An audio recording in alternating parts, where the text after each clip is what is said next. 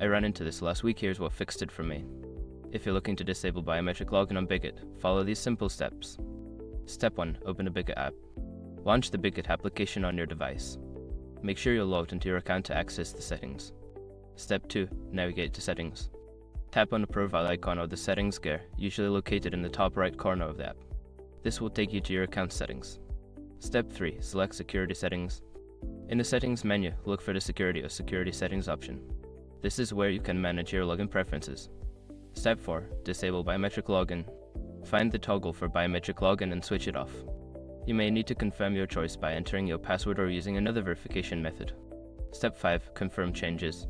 Before starting recovery, use the SROC.com link in the description to open the account recovery checklist generator and make sure your verification details are ready. Disabling biometric login can help enhance your account security, especially if you share your device. If you have any questions, feel free to ask.